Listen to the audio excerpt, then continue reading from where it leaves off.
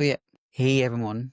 Um, Today we're going to be breaking down or going into a full overview of the Falcon Finance ecosystem, and it's something that I found very exciting working on. I'm working on this dashboard for a long time, and it's pretty much exciting being able to actually share some of the thoughts and market performance or capital performance of Falcon Finance.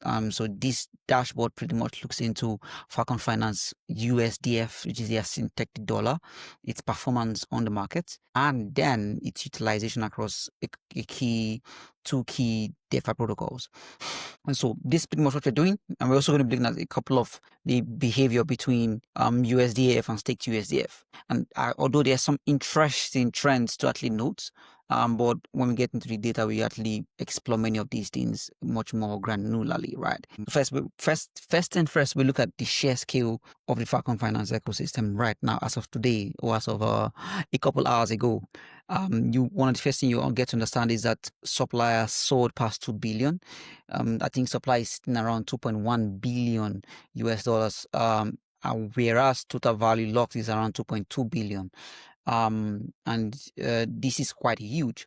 And when we look at the charts very closely, you get to see that this is happening while this explosive growth in terms of supply is taking place. Now, bear in mind, in the Falcon Finance ecosystem, to mint the USDF, you have to actually bring in your own collateral. You bring the collateral to mint USDF, so it means that this is capital inflow. And then when you mint your USDF, you cannot get a staked version of it if you want for more yield, which is pretty much how the Falcon Finance user flow or user journey tends to work. And then when you now start to see this massive inflow of capital, which is definitely driven by incentive, you get to understand how huge the Falcon Finance ecosystem currently is. And this is or could be driven by why, in terms of why this is happening, why there's this huge inflow of supply. It could be basically due to the fact that there's most people were farming Falcon Finance for the TGE, or people were using relying on it for its yield outputs. There could be many reasons why this is the case. However, but it does bring us to the first key observation I tend to like to call market resizing rather than a pure drawdown, because when you analyze the chart properly and you look very closely to what's happening on chain, it's difficult to call it a drawdown or a collapse in that kind of sense, because when you look at the TVL on Pendu, for example, we worked on Pendu here. When you look at the TV on Pendu at 115 million, you get to see that Falcon Finance assets are really prominent here, and particularly the state USDF, which has a lot of TVL, and currently the staked USDF is peaked at 550 million, but definitely it has seen a sharp decline over time, which in my opinion is due to which in my opinion is due to the post-TGE analysis.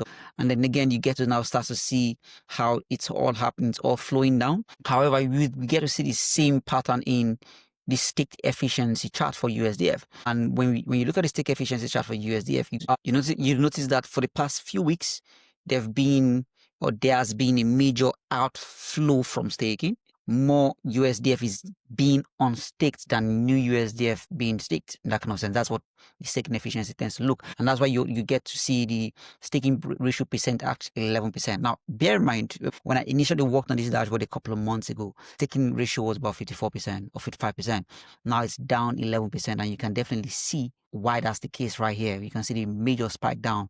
And all of this is happening before, during, and post-TGE. This could also be because maybe farming incentives are diminishing, or maybe holders are also finding more yield elsewhere. But one of the things I do think Falcon Finance can maybe look into is a post-protocol data action, where they can look into what users do after pulling out for Falcon Finance, and then it tells them, okay, where the users take capital to, what the users do with the capital. Now, what about the core function of the USDF as a stablecoin? You see, despite this relative shift that's happened, which I pretty much explained first, the USDF in itself is at about 0.9 0.99, which is a slight deviation, but it's within the expected range for any synthetic stable coin. But crucially, there's still a strong underlying demand, which is exactly what I'm trying to get to. And we get to see that underlying demand when we look at Falcon Finance asset performance on Morpho. One of the things you get to see on Morpho is that there are two different vaults. There's the Alpha Pink Falcon Finance vault, and there's the RE7 Falcon Finance vault. When we look at the Alpha Pink Falcon Finance vault, it's an interesting place where I want to pay more attention to. One of the first things you see is that there is a strong underlying demand on the utilization rate of USDF. And you get to see that utilization rate in itself is about 90.4%. And then you immediately start to see that it is very high, and with a borrow rate of about 10%. Now, it shows that beyond the drawdown and the outflow of staking activity, there's also a persistent need for USDF, which shows the clear demand for the stablecoin. And that demand is as a borrowable asset or borrowable liquidity in other DeFi protocols like Morpho. So it means that quite a number of people who want to use USDF across all that DeFi protocols, and they get to borrow it via Alpha Ping's vault. In terms of contrast, the contrast between Alpha Ping and RE7 is like night and day. Alpha Ping has a much more larger TV, about 5.5 million, compared to RE7's 210,000. So it's not, the entire idea again is down to utilization and how much of this TVL is being used by people. Is it just a packed TVL where the money is just there and the liquidity is just there, nobody's been using it, but it's a TVL that's being utilized. Another evidence of incentive-driven capital comes from Pendle, which I've talked about before, where Falcon Finance assets, largely the yield-bearing asset USDF, drove TVL to a massive peak of to over 577 million. Now, the enormous capital pool of Pendle is quite interesting because it's possibly motivated by strong yield incentive, and then with the idea that people are utilizing Pendle to maybe get an airdrop or allocations or get the miles, which is the reward associated with Falcon Finance. All of this may be leading towards the TGE. Now, I do believe it is actually textbook DeFi behavior, where capital flows, or how capital flows to the highest incentive, or to the platforms with the highest incentive, or to the actions with the highest incentive. However, you get to see pretty much all of that when you look at what's happening on Pendle, and it kind of like mirrors that scope here. There's this huge TVO and down, which is pretty much around where we are currently at with Post-TGE, right? And I do think one crucial point to note in all of these things is that the moment the FF token was launched, which is center of what I've been saying, the dynamics actually changed. It kind of like shifted. The Falcon Finance TVL on Pendle saw that drawdown that we just talked about, falling all the way down to 15 million. But not just that. Also the daily trend of deposited USDF also dropped. So when you look at the deposited liquidity events on Falcon Finance, you also see that there's this slow tipping point of regression or resizing, or whatever adjective you want to use. To be honest, you notice that is falling, also, which is post the FF token launch. And then you also see, and this kind of confirms the hypothesis that once the TGE was completed, a significant portion of the capital was actually withdrawn. And this same trend is mirrored within the protocol's core metrics for the staking efficiency. And to track where the capital actually left, or where the capital actually went to, we kind of looked into the swap volume.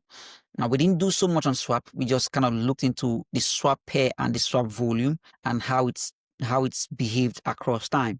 So you starting to see from all the way to February, it was steadily the USDT and USDF, all the way straight up to what we currently have.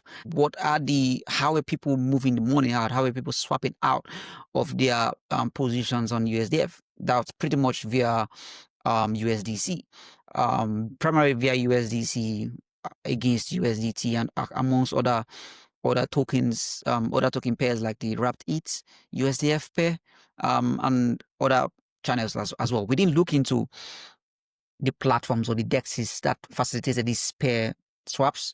However, we did look into the volumes, and you pretty much see the weekly trend volumes is that quite exciting. Despite this steep resizing, the integration with Morpho and the strong demand on the Alpha Ping's VOD hopefully stays at that, and hopefully it can grow. It kind of shows acute demand with a strong utilization rate and near 10% borrow rate for the USDF. Now, the entire reason why I sat down to do this analysis on Falcon Finance is pretty much the amount of work that Surgeons put into it. Working with Falcon Finance those periods of time, parallel to our work with Falcon Finance and the team at On-Chain Labs was working on this. But if you're looking into more insight into how Falcon Finance has behaved, you can just click the link, have spent some time on the dashboard. And if you have any feedback, please reach out to me on X, and then I can actually look into your feedback on any metric and data that might and could be wrong. Again, this is not financial advice, definitely. And hopefully, I've been able to share some insight into the Falcon Finance ecosystem as it stands now in this as at the period of time this video was recorded. Thanks so much. Have an amazing time. Bye bye.